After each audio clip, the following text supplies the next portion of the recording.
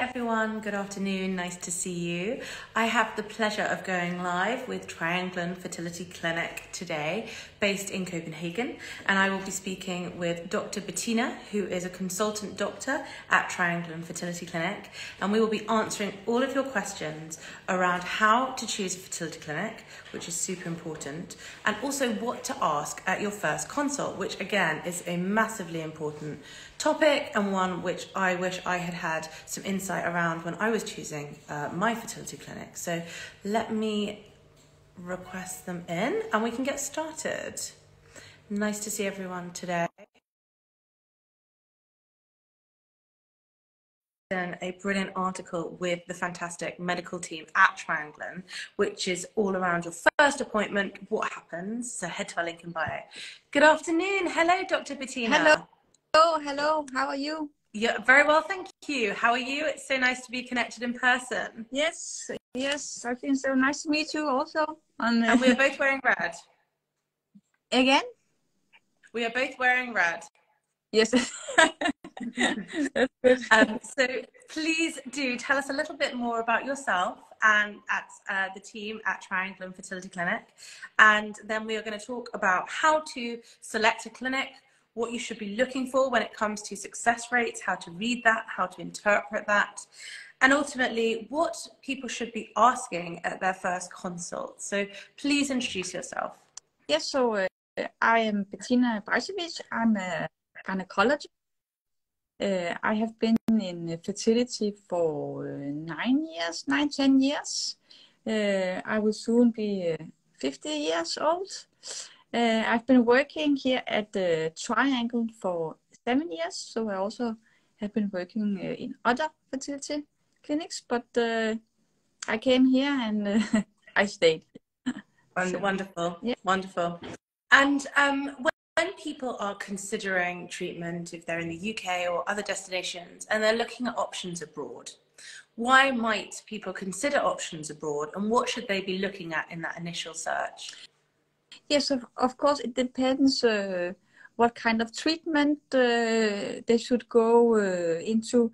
For example, in Denmark, so we can offer insemination, IVF, egg donation, also treatment with donor sperm, open, anonymous donation, and also double donation with both eggs and sperm. So that could be some options that are not maybe possible in other countries. Mm-hmm. I would also say maybe in Denmark can be more affordable to go in IVF treatment if you think about the financial. Also, from the UK, it's not far to travel, is it? And it would be good to know if people are thinking about treatment abroad, how much can you do in preparation in your home country, like in the UK? And then how much will you be doing, you know, in Denmark, for example? What tests might you do before you come out, and how long might you be in Denmark for? Yes, so of course, primarily you will speak, we have a coordinator, Lena, yep, that you go in contact to have some questionnaires that you fill out. And already there are also some blood tests that you would like before coming here. And all the tests can actually be done in your home country, also ultrasound, maybe examination of the tubes. And then Lena, she goes through everything to see if all the tests are there. And then you have a talk with the doctor. It can be on Zoom, of course. It can also be here. And actually, all the preparations can be done in the home country. Mm-hmm. Also, preparing for ultrasound, do ultrasounds in your home country. You send us the result, and we can plan for example, when to do insemination or when to do the egg retrieval. So you only have to come for egg retrieval and transfer. So all the other things can be done in the home country. In UK, we work together with some ultrasound clinics. Yeah. So actually, depending on the process, a patient from overseas may only be with you for sort of seven days. Yes, I mean the egg retrieval is good to be there, of course, the day before the egg retrieval, and the transfer is normally 5 days after the egg retrieval, so at least for 6 days. Yeah. And then people do have lots of questions about whether it's safe to fly after a transfer. What's your take on that? Yes, completely safe. I mean, we have been doing this for many years. There's no problem flying after a transfer. Absolutely. So what other recommendations would you give to people who are considering treatment abroad? And how would you, next question is, how would you interpret success rates? Because fertility clinics have them on their website, and sometimes it's hard to know what they're measuring it against. Yes, so if you look at success rates, I would probably look also if the success rates are divided in age groups, because it means a lot how old the woman is for the success rate. And we put the results as pregnancies per transfer, positive pregnancy per transfer, but also ongoing pregnancies after 8 weeks of pregnancies. Someone has just asked a very good question.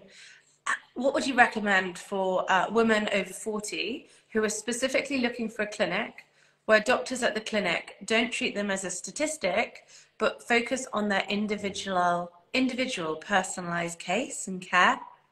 Yes, so I also think that we make individual plans. We take the woman in consideration, or the couple in consideration.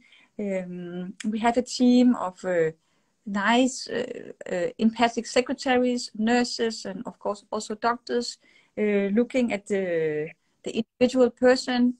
If there's I guess any chronic diseases, any health issues, if there was some treatments before, to see if there anything we could do better than this. So we always look at the person. It's not the same treatment for everyone. It depends the woman. Yeah. And are you sort of, do you have that conversation initially with a couple or an individual about what their success rates might look like based on their age, their situation, their AMH, all of the above? Yes. So we always talk about the statistics, also the ones we have on the website. I mean, there are more to it, because there are also cycles. If we talk IVF, we also have, of course, cycles where it's cancelled, where we don't have any transfers, or they're cancelled before the egg retrieval. So that should also be taken into consideration.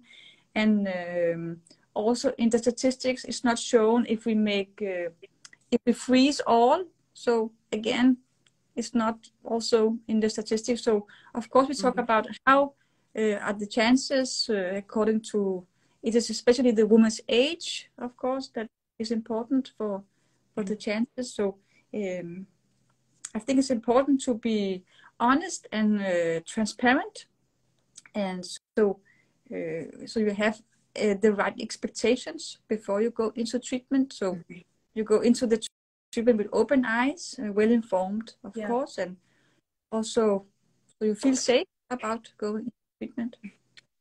Oh, someone's just written, I can absolutely confirm that I started my treatment at Trianglen earlier this year. The staff are so wonderful. Well, that's so nice to hear. I presume that you see a lot of patients as well who may have had a cycle elsewhere, and for some reason they haven't necessarily been happy with the care or the protocol, or they want a second opinion. Do you find people coming to you at that stage? Yes, of course. Also from from abroad, but also from patients in Denmark who have been, for example, in the public system and then come in private. But so both in our own home country and also from foreign countries, of course, yes. And then we look at the case, and normally, actually, we also get together and have a conference between more doctors, so to see if we agree on the treatment. So it's not only one that looks at it, but to see if we agree. Yeah. And at Trianglen, do patients see the same doctor throughout the cycle? We try, of course, but it's not 100% possible, because we're not here every day. None of us is Yeah, here every day. of course, of course. The weekend. So, but I mean, everybody is nice and very and professional. So. Of course, yeah, absolutely. And how do you at Trianglen record success rates? How do you kind of analyze that data from years and cycles that are happening each year? So we have, of course, systems where we registrate all the cycles, where we have can draw statistics from it. We register positive pregnancy tests, also the ultrasounds if there are ongoing pregnancies, and then of course when we have a live birth, it's also registered. Mm-hmm. I remember my fertility specialist saying to me that sometimes the most, I guess, hardest part of the job is obviously delivering news to people when the cycle hasn't been successful, but then really understanding why there may not have been success and going into further detail to analyze what's happened in the previous cycle, how can we change things, how can we tweak things to look at what might work for the next cycle. Do you find that people, like your patients, come in having read a lot, or are they kind of not so sure about what they might need, and then therefore you would recommend next steps? How does it normally work? Well, of course, people now go on the internet, Google, and also have their own ideas. Of course, we discuss. Sometimes they can be a good idea, so why not? Of course, we discuss, so we agree on the treatment. Not only us that we decide if there's something that could be helpful. So, of course, we discuss it and can make a plan together, of course, yes. Mm-hmm. Someone has just asked, how does a clinic stay up to date with the current trials, studies involving innovative research to help patients? That's a very good question. In terms of new protocols and procedures. So, of course, we attend to conferences and read articles, go to congresses, have doctors' meetings to discuss new ways of treating, new things to add, of course. Yeah. So. And also asking, why do clinics measure pregnancy rates rather than live birth for success statistics? It can take a while before you get the live birth rates. Mm-hmm. Also, we give like a note, a paper that people should come back when they have given birth, and it's not always that we have it in time. It can be difficult also to get in contact with people, so it's easier to take from the system the ongoing pregnancy. But of course, I mean, the most important result is, of course, live birth rate. Of course, yeah. I do agree. Yeah. And do you follow people? So you sort of, are they under your care until 9 weeks, 10 weeks, 12 weeks? When do they then move on to their obstetrician? Yes. So we make an ultrasound around 7 weeks of pregnancy and 9 weeks of pregnancy. And after this last scan, so they go to the general practitioner, to the midwife, and to the obstetrician. Mm-hmm. And what do you believe should be the gold standard of care that patients receive, going back to what someone just said earlier about that personalized treatment plan and not feeling like a number and feeling like a human who, you know, has this big desire, and it's such a weight to burden. I've been there.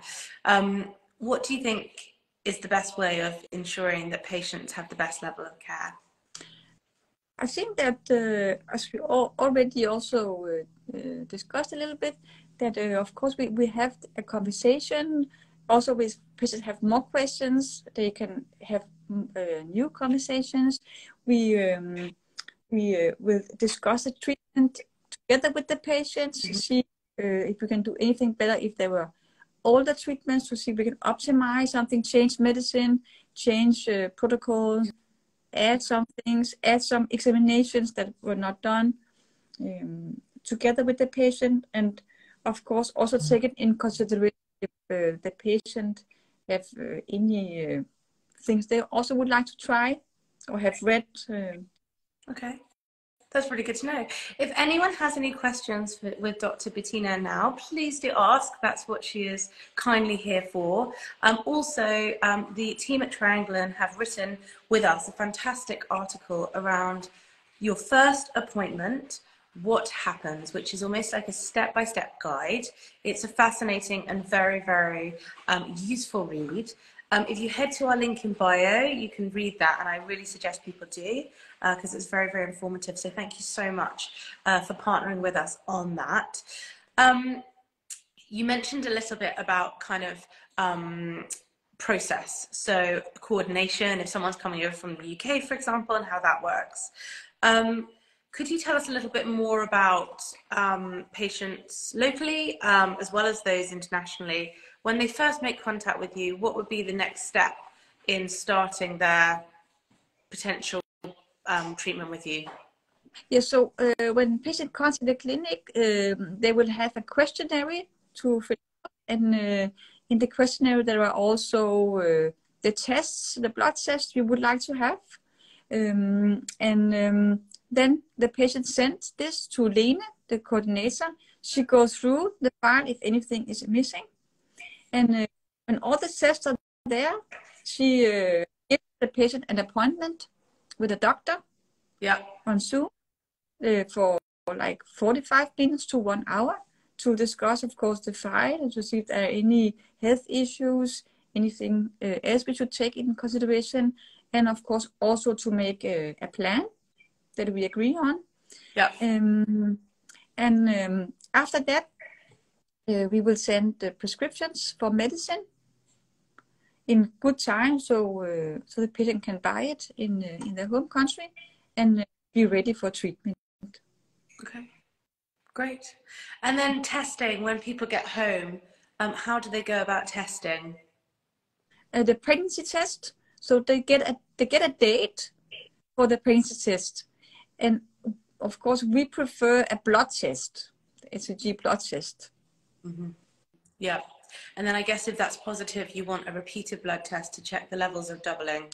Yeah, it depends how high the HCG is. So if it's more than 70, so actually we just ask to have a pregnancy scan at around 7 weeks. Okay. Interesting. Now I want to ask you a little bit about OHSS. Please could you explain what that condition is and how you work to avoid that happening to patients who are going through stimulation? Yes, so of course when we stimulate the ovaries, we do overstimulate them. But if we then add HCG, like the orbitrale is a little bit of HCG, we can trigger an overstimulation syndrome. It's like an immunologic response from the body where, how do we say, liquid is gathered in other compartments in the body, for example, in the abdomen. The ovaries can also be enlarged, and it can be very uncomfortable, and in light cases, so you feel bloated and uncomfortable, and more severe cases, you might need to be hospitalized and had drained the liquid from the abdomen. So the orbitrale ovulation is a little HCG, but it's of course a low dose. So if we don't have any suspicions and we then transfer, you get pregnant, and of course then you will produce HCG yourself, and it can trigger the late overstimulation syndrome, which can be more severe than the early overstimulation. So we see that when we have the more follicles, the more eggs we measure, the higher is the risk of the overstimulation syndrome. So we have like a limit of 15 follicles. Mm-hmm. So if we have more than 15 follicles, we can see, okay, we have a higher risk for overstimulation. So we trigger with another trigger than HCG. We use an agonist trigger. An agonist makes your own LH rise and then cause ovulation just before the egg retrieval. So, and and then we don't transfer. We freeze all blastocysts and wait for new cycle. And is OHSS something that you can see happening whilst you're stimulating? Not really, because it comes maybe like 5 days after the egg retrieval, so it can be a little difficult to see. So you have to make, do all this before. So of course, if you make ultrasound, you see follicles, you trigger with HCG. On the day of the egg retrieval, you have 18 eggs. Surprisingly, again, we make total freeze, but you have a small risk, of course, to have overstimulation syndrome because you had the G trigger. Yes. So it's not, we try to avoid it, but it's not 100%. I mean, we still have 3 to 5% hyperstimulation incidences. And how likely is OHSS? What's the percentage of someone getting that during a cycle? 5% we have now. Yeah. Sorry, say again. 3 to 5%. Okay, so really, really minimal. Yeah. That's great. And has that number decreased as care has improved? Yes, of course, because we have this agony thing. It's a little new thing that is done now to use another trigger. So this has changed a lot. Yeah. And what happens if OHSS is not detectable until after a transfer and you're pregnant? Yes, so of course you will have this bloatedness, the ovaries are enlarged, it's very uncomfortable. It's not that it is, you have higher risk of miscarriage, but I mean, it can feel so bad that you need hospitalization. Right. And of course, in rare cases, there is also a risk of thrombosis, of course, severe stimulation. So it is to be avoided. Okay, interesting. Well, Dr. Bettina, thank you so much for all of your thorough words of wisdom and time today. It's been really, really insightful. I don't know whether anyone has any questions whilst we've still got Dr. Bettina here. But as I said, you have written a fantastic article with us all about those first steps during a consult, what to ask, which I think is so valuable because it can be very overwhelming when you start a cycle or go for that first consult. And I know that it can be easy to want to ask things and then get out of the consultation and think, why didn't I ask that? So to have a list in advance of what you want to get out of it and what you want to take away is super helpful. So please do head to our link in bio to read that. Anything else that you want to finish with? I mean, just what you said, I mean, you can always also, if you come out of the office or your consultation is over, so you can always, you have our emails for one doctor as a primary doctor. You can always come back, write an email, questions, ask for a new conversation. I mean, this is, we will always answer. Exactly, which is fantastic advice because that just shows, doesn't it, that continued personal care, and that's what you want when you're choosing a clinic. You want to know that the team is with you, you have that round-the-clock care, and no question is a stupid question. So yes, please do contact the team. Their details are in our article, in our link in bio. They would love to help you and hear from you. To look into having treatment in Copenhagen. I'm actually going to be in Copenhagen at the end of this month and really, really looking forward to it. So hopefully we will meet there in person. And thank you so much for your time and for everyone who has joined this evening. You're welcome.